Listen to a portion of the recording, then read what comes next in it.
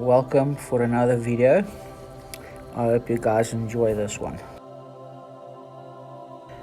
Today's project is attempting to turn a bowl between two centers only without using a faceplate, a chuck or a glue block. The wood I'm using here is 2 blocks from old pallets, which is just pine.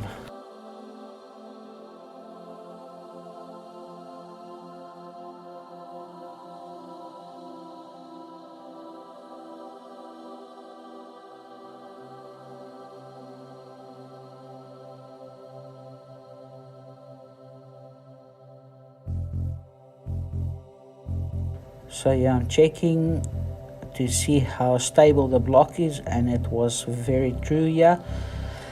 So let's start to turn. About a month and a half ago, I was doing a project for a customer, but the chunk of wood I put onto the lathe was a bit heavy and big, and in the process I've bent my spindle. So at this point I cannot use my faceplate or my chuck because of the said spindle that's been bent. But I can do spindle turning. So here I've decided, or as you all can see, we are going to attempt to make a wing bowl. Everything did go well. Up to a point where I actually thought that it was going to be a success and be finished perfectly.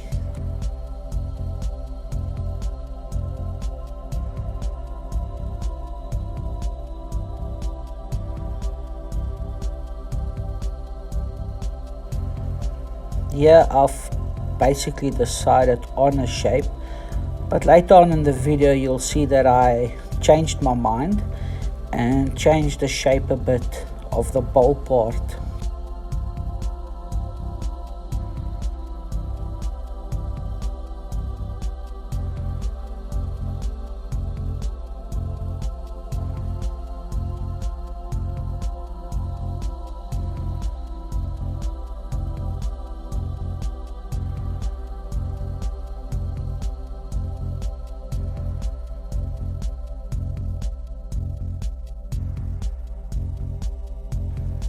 Here we are doing a bit of sanding, where I've decided that okay, this is the shape I wanted the first time around. So we did a bit of sanding here. Most of the sanding I did off camera, as most people don't enjoy watching sanding.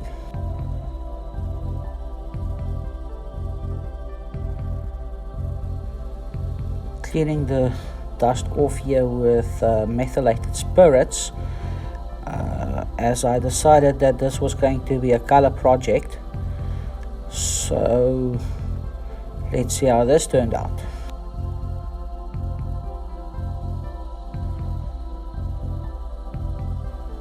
I wanted my base coat to actually be black, but didn't have black, so I went with a green here.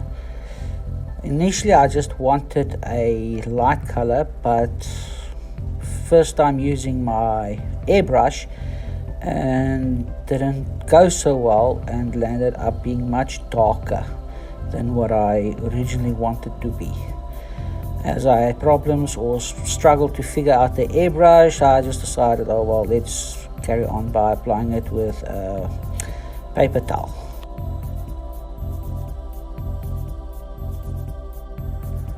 Also, I just want to mention this was my first attempt at this type of a wing bowl, where the blank was not square but more of a rectangular shape.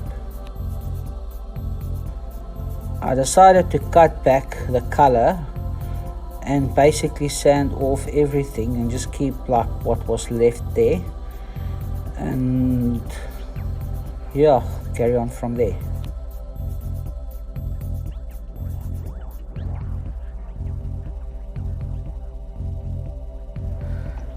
Next I decided to go with pink.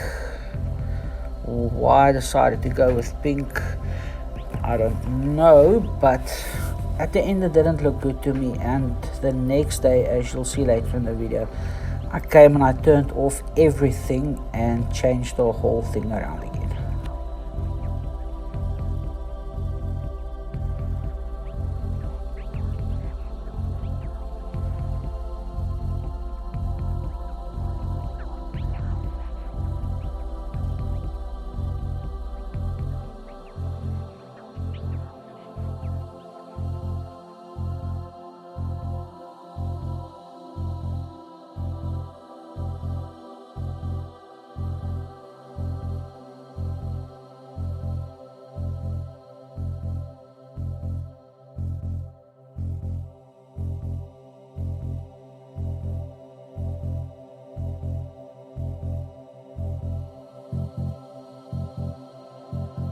Right, this was the next morning. I just walked into the garage and I looked at, gave one look at this bulb, and I just thought to myself, no, this color doesn't do it.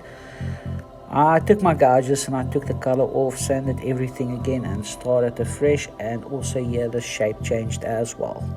At this point I started to get worried as the wings also started to get a bit thin.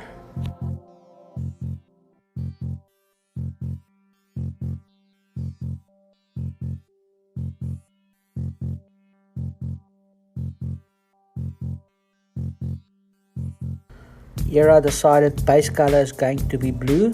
Again, had a little bit trouble with the airbrush, and the color again went on too dark. I'll still figure the airbrush out. I'm still new with it, only got it recently.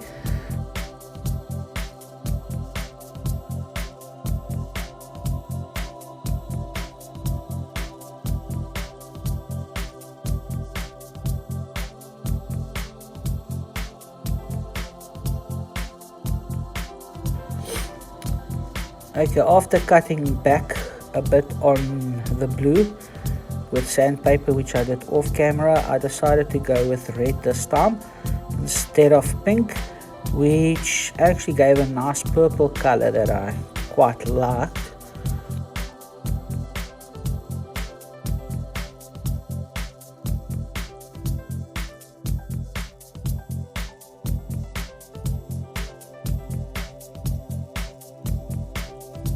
Here I'm putting on a bit of sanding sealer to try and seal the colors in so that it doesn't come off when I do the rest of my finishing.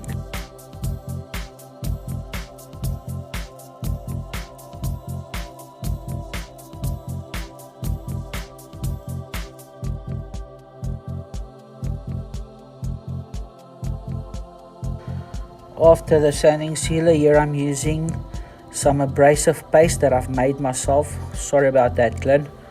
When Yorkshire grit's a bit more affordable, I'll buy Yorkshire grit again. But for now, this is doing the job. Not as well as Yorkshire grit, but it does a fairly good job at this point, so I cannot complain. I went with 2 coats of the abrasive paste, just to make sure that there was no marks or whatsoever, and then we'll carry on from there.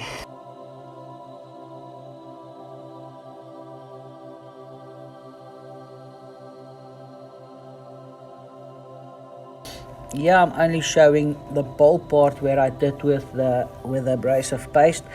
Wings I did off camera. Now it's fun time where I've actually did turn it around so that I can have better angles at hollowing from this angle instead of from the headstock side.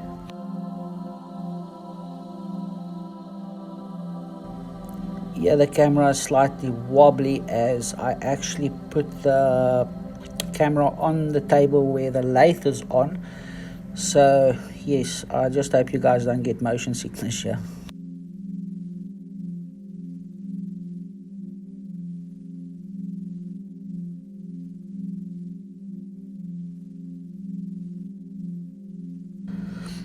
The hollowing didn't go too bad. The only way I could have done the hollowing properly here was to have a hollowing tool. Now I am busy making one that I was using a bit, as you'll see here in the video, but it didn't work as well as I think it should. But I think I've got one problem on my hollowing tool, where the elbow on my hollowing tool is a bit big. So I think I need to shorten that slightly, then it should work better as well.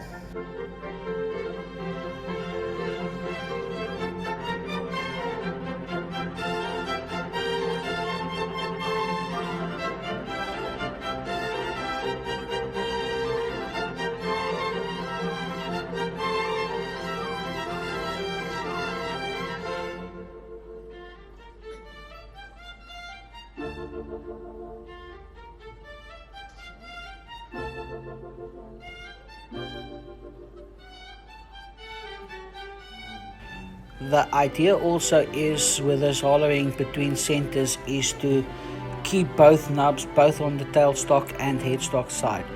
Also not to do too thin here on the headstock, on the tailstock side like I have, which meant for that nub to break off too soon and I couldn't finish the hollowing. Yeah, I started to see something is wrong, and there you go. Nub came off and the hollowing process was over. I think the bowl is savable. What do you guys think? Please leave a comment down below to tell me what you guys think, if we're gonna save this bowl or not.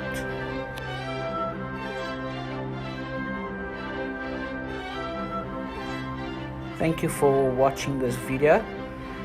If you do like it, please hit the like button. And if you're not a subscriber, please subscribe.